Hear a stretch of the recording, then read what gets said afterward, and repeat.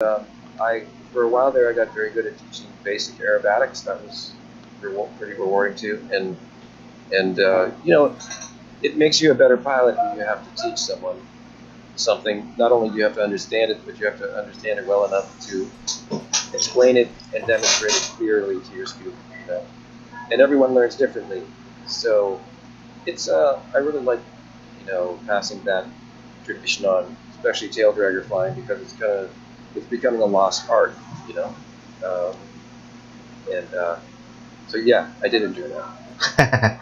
And maybe we should tell Will to expedite the 140 we have back in the club. Yeah. So okay, let's check if there's a few questions. There's one. Brent Oloroso is asking if you are from the Air Force. Yeah, no, I was never military.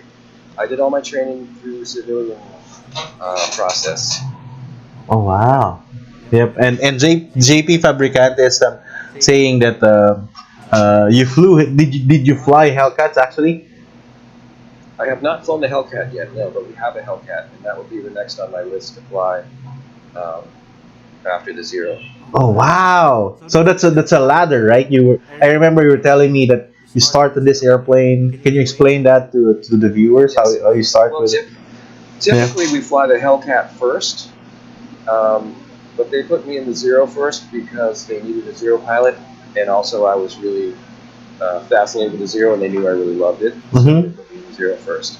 And then, but we trained just like they did in World War II. You do if a pilot comes to us and wants to be volunteer, you have to show up and spend a lot of time. You have to do a lot of maintenance, Uh huh. not just flying. Um, and then we go up in the PT-19 first, which is open cockpit, low wing monoplane. Wow. It's a tail dragger, Yeah. but it's pretty easy to fly. Wow. It's a great tail dragger trainer, so that's what I would train pilots in first. Hmm. When I came there, I skipped the PT-19 because I already had so much tail wheel time. They put me right in the T6, Mm-hmm. and they started having me train pilots there. Mm-hmm. So that's probably what I've done most of the CF is train pilots, up and coming pilots, to fly the Warbirds. And so we start in the PT-19. Once you master the PT-19, then you can move to the T6, which is considered the advanced trainer, and it was the advanced trainer for World War II. Wow. And the T6 is an amazing trainer. It just is an amazing airplane, and it's very difficult to land and take off. And it does a lot of swirly things, and if you can master that, you can fly any of the fighters. That's what made it such a good trainer, Uh huh. because it has two seats, right? So you can make all your mistakes under the supervision of an instructor sitting in the back. Wow. And so the T6 trained almost every single, was the advanced trainer for almost every Allied pilot in World War II. Wow. And it did an amazing job because it is so hard to fly. Mm-hmm. And it definitely wants to depart the runway, even more than the Zero. After flying the T6, when I got on the Zero was easy compared to the T6. Wow. So, but that's the steps: the PT-19, then the T6, and then the Zero. But like I said earlier, we're not in a rush. So I flew you have to accumulate 150 hours, 100 or it keeps changing. It might be 100 or 150 hours in the T6 before you can be considered for the fighters. And that took me quite a few years to accumulate, because just volunteering there, it's not a hell of a lot of flying. So, I was there volunteering for a good 10 years before I got into flying the fighters. Wow. You could probably do it quicker than that, but I had other things going on, like music and stuff like that. So. Yeah. Obviously, you have to prioritize your music. That's where you get your yeah. Right. Yeah. So. And at the CF, we're all volunteers, so we don't get paid for doing the air shows or flying the Warbird or anything. So can we volunteer as well? Anybody can volunteer. Really? Yeah. Wow. Anybody can volunteer at the CF. There's Cool. no restrictions. There's no restrictions. Wow, that's really good. So guys, if you want to fly Warbirds, maybe if you are allowed to stay longer in the States, and then try and volunteer. Yeah. Yep. Yeah. In fact, if any of you guys ever do come to the U.S. and you want to see our place, Vince can hook you guys up, and I'll show it to you. Show you the place. Yes, yes, You even yes. go up in the T6 or whatever. Yeah. I'll update the what do you call this? You guys have a website, right? I saw it from the postcard Yeah. you gave to my It's son. Yeah, Commemorative Air Force. I yeah. think the website. So I'll update the link of this video later on so that they would see it actually. Right. Where you are flying right now. Sure. So you got a couple of hours on the jets. I think you're flying charters for that. Did you enjoy flying Originally, them? yeah, I flew Learjets, and I love Learjets. They were really great.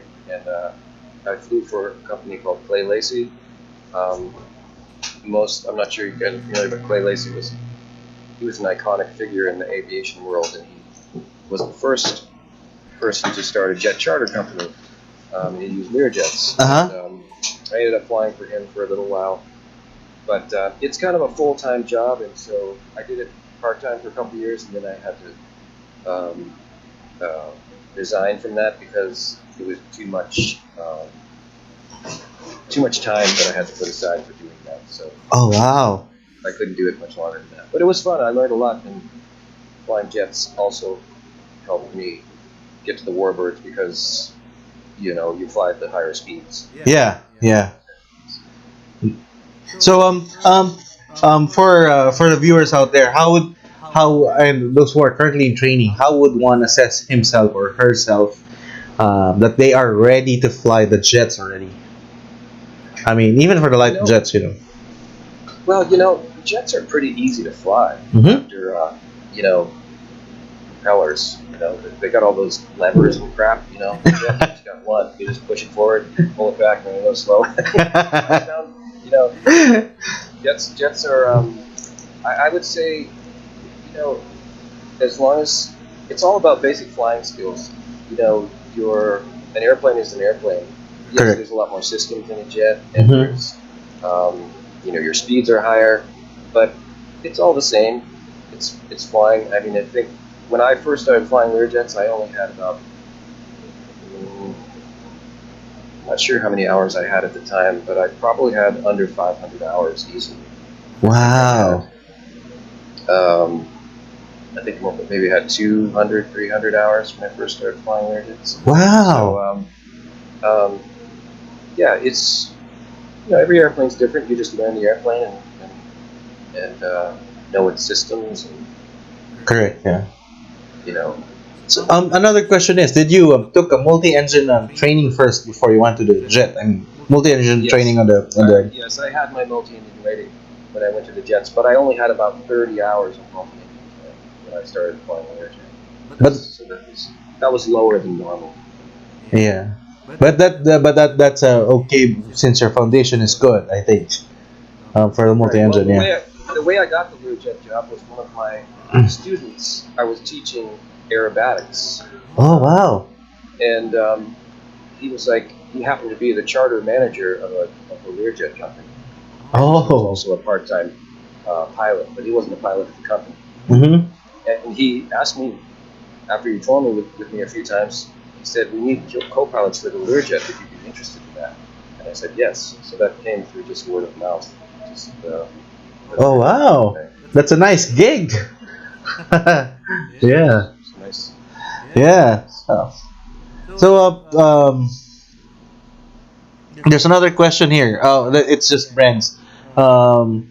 He's asking if you are from the U.S. Air Force. No, Brent's. Jon Ingoldsby is civilian trained. So Yes. I he. did do a couple things for the military, though. When I had my Cub, I participated in the Navy Test Pilot School. Um, they have field days for the Navy Test Pilots, and they get a bunch of different airplanes together at an airport, at a various airport. We did it at an LA airport, and they come for a couple days, and they have a bunch of airplanes to choose from to try to fly. And they wanted a Piper Cub tail dragger, so Mhm. they hired me to train these Navy test pilots in the Cub for their field day, and that was really fun. So, but I haven't had any official military training. It's all been civilian. Wow. And on the air shows, you fly air combat missions. I mean, did you Yes. get some training for those maneuvers, air combat maneuvers?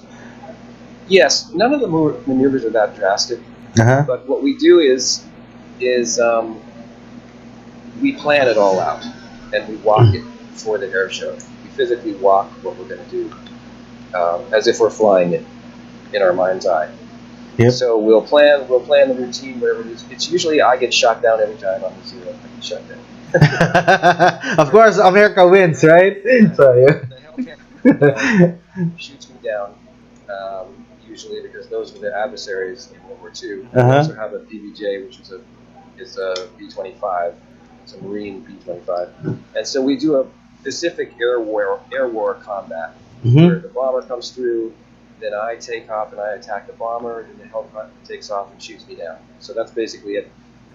But we don't in the Zero we don't pull a lot of G's because it's so old.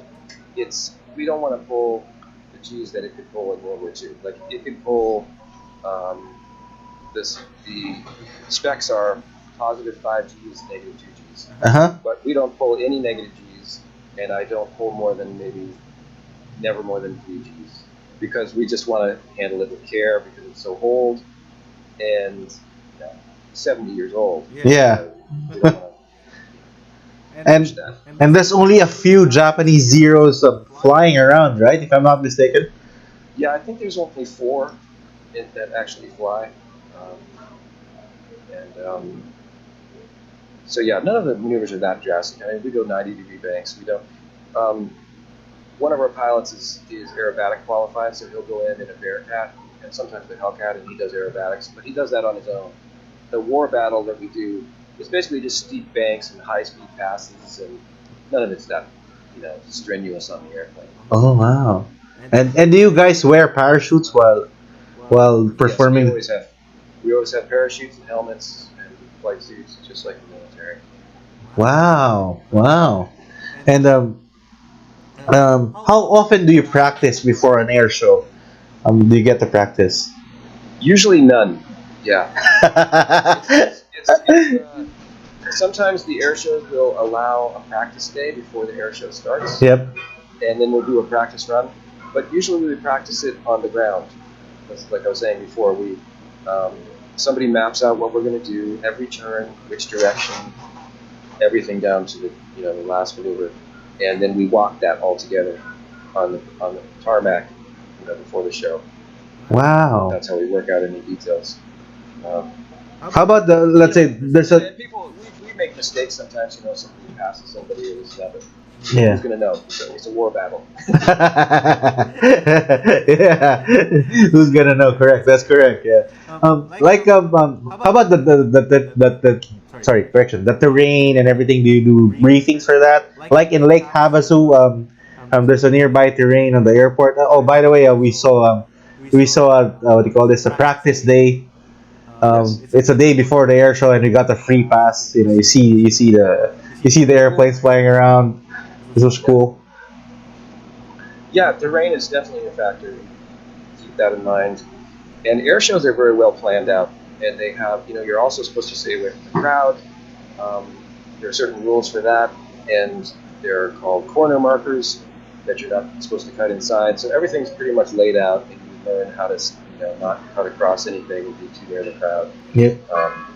So that's all pretty well organized. I've got one interesting question here from JP Fabricante. What's the history of the particular zero you are flying in now? That's a very good question. Yeah, it was found in Indonesia Wow. at an old air base out in the jungle, and there were 2 of them, and they were up on barrels. And a guy named David Price, who Mm-hmm. was a wealthy businessman and also very talented pilot, purchased, if I understand correctly, I might be misquoting a little bit here, but he purchased both of those Zeros from Indonesia. And they brought them to Santa Monica, California, to the Museum of Flying there. And by funny coincidence, I was actually volunteering at that museum when those crates came in.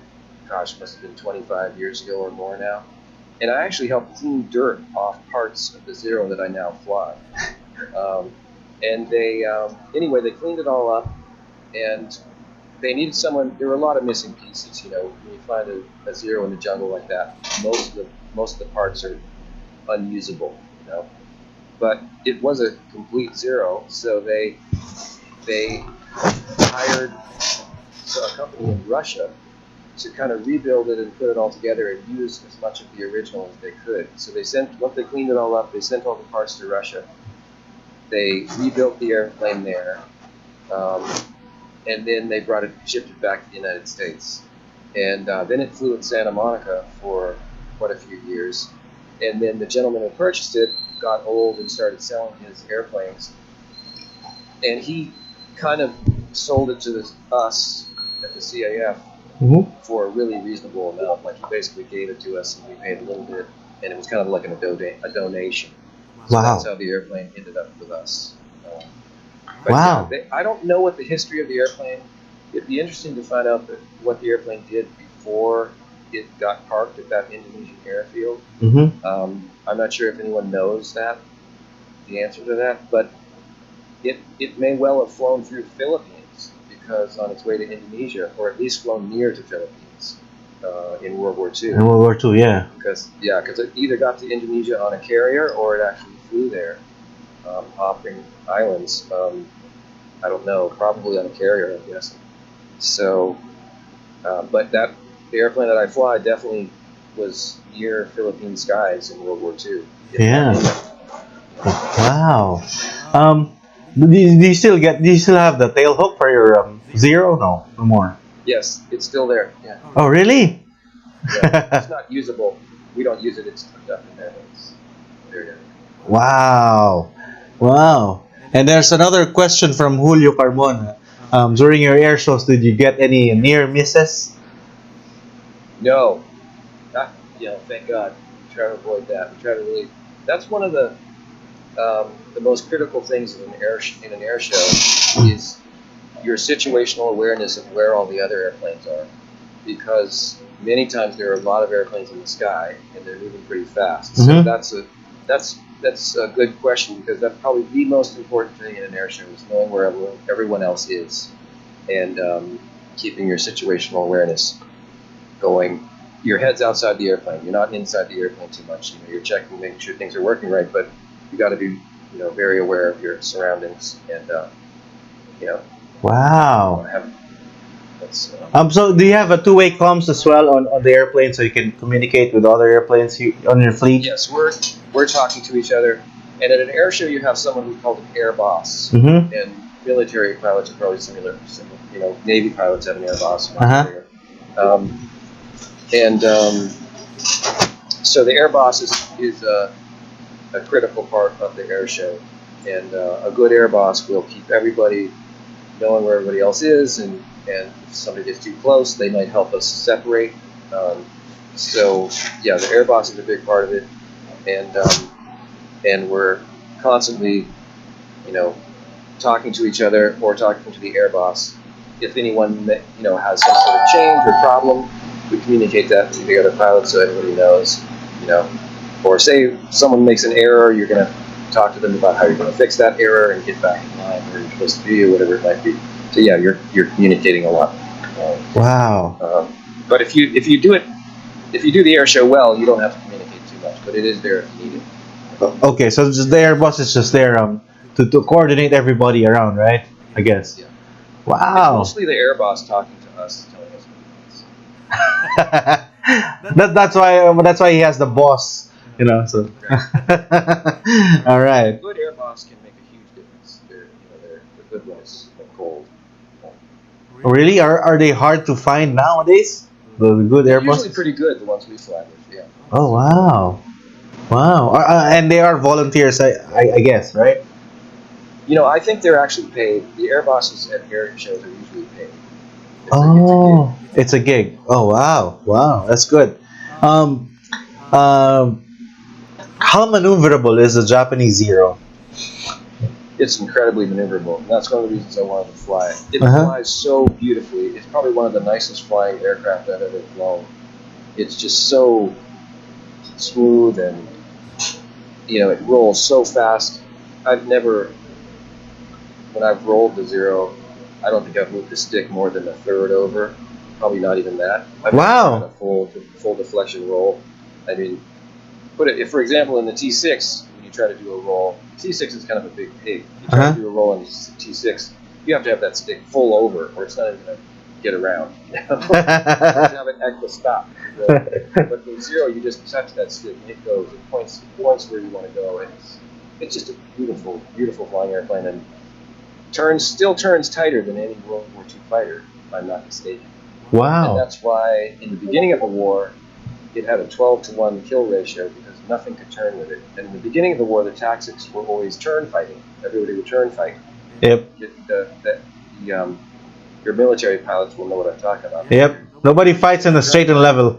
You get in a turn fight, and the Zero can turn tighter than anything else. So sooner or later, the Zero's on your tail and will shoot you down. They figured that out later in the war, and that's why they built the Hellcat. The Hellcat is the antithesis of the Zero. The Zero is light. It only weighs 5,300 pounds. It's 1,200 horsepower. It's got a light wing loading. It has no armor. It has no self-sealing tanks. It's just designed to move quickly through the air and change directions quickly. The Hellcat is heavy. It's like 16,000 pounds. Uh-huh. It's full of armor. It's got a 2,000 horsepower radial. It's just a brute force fighting machine. And what they discovered was, don't turn with the Zero. If you turn with the Zero, you're screwed. So what they did was basically using the higher power of the Hellcat and its strength, they would dive on it at high speed. And strafe it. Shoot it, and fly away. And if you just hit it once, the Zero was done because it would catch fire. It had no self-sealing tanks, no armor, no nothing. So you hit it once, and it's pretty much done. So also, the Zero didn't do well at higher speeds. It's hard. Its roll control would be hard.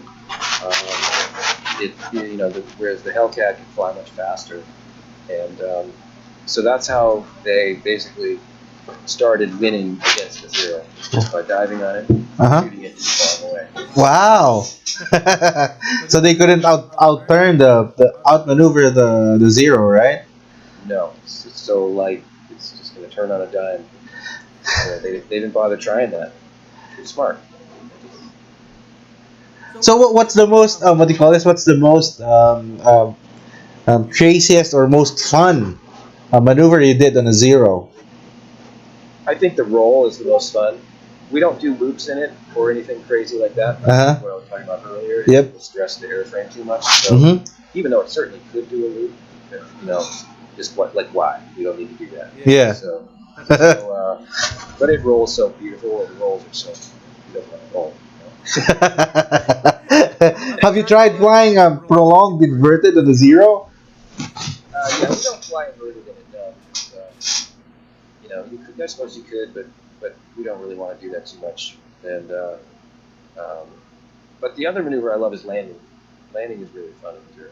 It lands really beautifully, and for a tail dragger, it goes nice and straight down the runway because it has very wide landing gear. And the wider the landing gear on a tail dragger, the more stable it is, because tail dragger, their landing gear system is inherently unstable. That's why they're hard on the ground for takeoff and land if they want to swap ends. Whereas a nose wheel airplane is a stable system. It actually wants to straighten out if you have a swerve. Whereas a tail dragger, it wants to get worse if you have a swerve.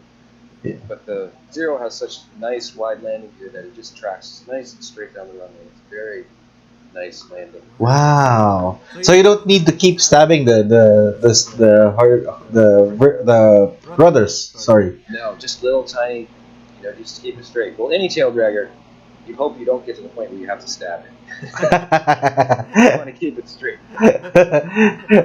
Wow. I'm looking forward to learn how to fly tail draggers actually. I've seen one while they were taxiing it. I was inside the cockpit, and then they keep doing little taps on the pedals. It's not that hard. people think tail draggers are so hard to fly. They're not hard at all. It's just a different thing, slightly different. And it's good for your nose wheel flying too, because it just teaches you more about directional control and stuff on the ground. So, Wow. How about the seating position inside the cockpit? With a big radial engine, can you see forward, or you still have to do those S turns while taxiing?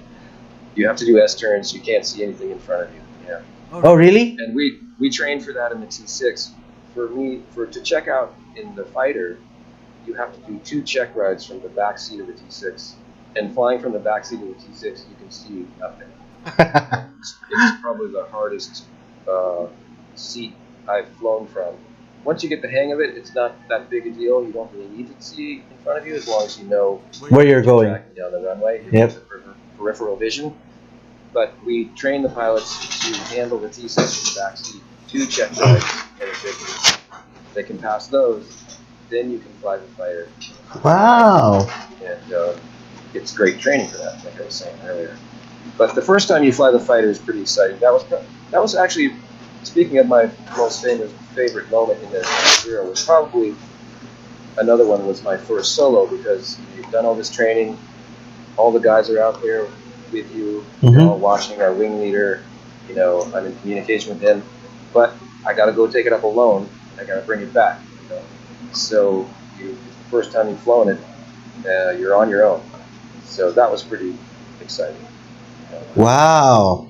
That's really good.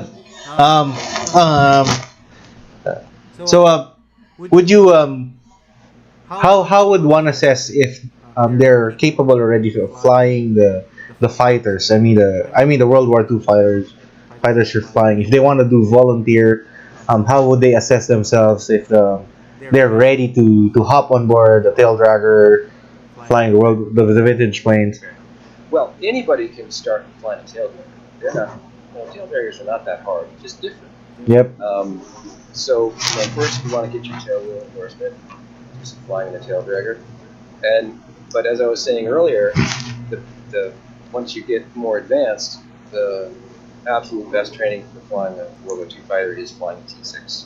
A T6 is an amazing trainer. If you can handle the T6, you can handle any fighter out there pretty much. Wow. Because of its difficulty level and all the same aspects you can't see in front of you. It's a big radial, like learning to fly a radial engine, all those things. The T6 really prepares you very well for flying a World War II Wow. fighter. And to get into the fighters, do you need to be physically fit, like not overweight, and everything like that, those No, stuff? not really. I mean, our wing leader was kind of, he wasn't in the greatest shape. Our original wing leader, but you don't have to be in incredible physical shape. It probably helps, but I don't think that's a restriction. Oh, wow. Wow. So any advice to the young aviators? What should they do to build up their flying hours?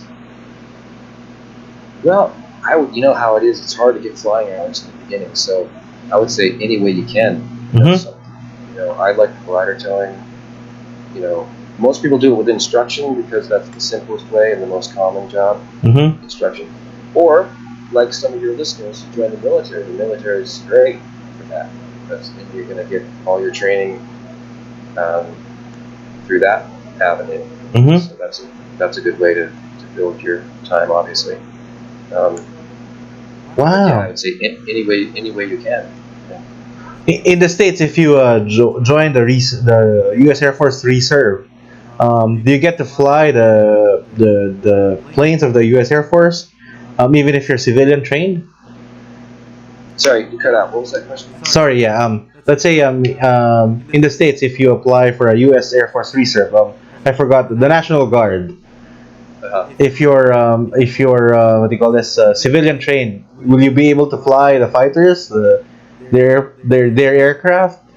I don't know how that works. I'm not sure about that. I'd have to research that. Yeah, we'll have to research about that. Being a military pilot, I'm not sure if you'd have to be military trained originally to join the Guard. I don't know. I mean, I think most people who are in the Guard type thing, they were full-time military, and then they went to that. I don't know if you can do this, but maybe you can also. I'm not sure. Oh, okay, okay. Because here, you cannot do that. Philippines. No, no, you cannot do that here in the Philippines too. If even if I think even if you're a reserve, you'll not be able to fly military planes. Yeah, that's probably the same. Yeah, probably yeah. But they could join civil air patrol in the states. You have those, right? Right. Yeah. Yes. Yeah. Um, That's it. That's a good way to build time. Simply. did you try and building time on civil air patrol? I didn't do that. No, I was doing other things. All right. So those are just my questions, and I think those are the questions from the viewers as well. Okay. And Cool, cool. thank you so much for your time, John. Yeah. Thanks for having me. And hope to see you again. When will you be back? I'm not sure, but hopefully it's going to be maybe August or September, but I'm not sure. Oh wow! Hope to see you soon, man. Yes. Yeah. But my family's at the airport there now. They're going to do some flying lessons. Oh wow! They're in Woodland now. Yes. That's good. That's good. Yeah. I have one more request. Usually I ask my guests. I will say cockpit chatter, and then you'll say exploring destinations one runway at a time. Okay. All right. What, you ready? Yeah. 1, 2, go. Cockpit chatter. Exploring destinations one runway at a time. All right. Thank you. Thank you so much, John. Cool, cool. Nice to hear from you guys. Good luck flying, everybody. Thank you. Thank you so much. All right. Stay safe. Stay safe. See ya. Bye.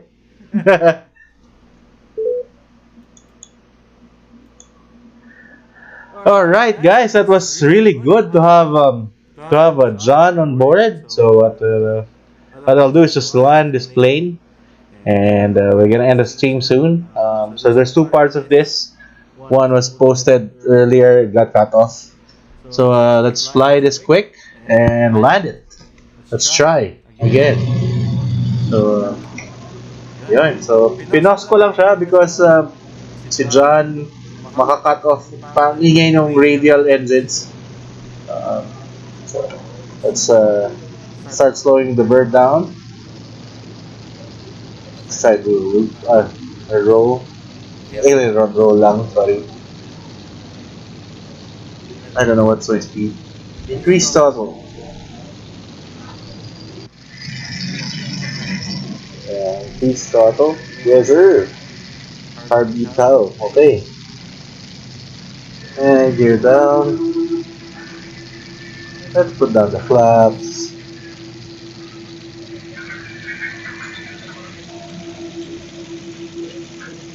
Yeah, this thing flies beautifully. So guys, wala din daw pala silang POH. So you have to it's passed down experience sa kanila. Pina-pass down lang sa kanila yung knowledge. Let's try and line up the center line. Okay. And let's try and park this thing without ground looping ourselves.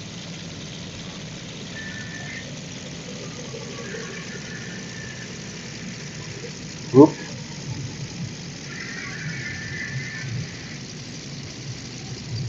Ah! See? Oh, wow. Alright guys, and ang kulit niya. Yeah, but it's a fun plane. I'll try to play with it. Meron siyang guns and everything. Again guys, thank you so much for watching, and I'll see you tomorrow, 8 p.m. with Cap Rose, the foreigner who is flying with Royal Dumaguete. Alright, see ya, bye! Cockpit chatter. Cockpit chatter. Cockpit chatter? Exploring destinations one runway at a time. Yun. Salamat, salamat.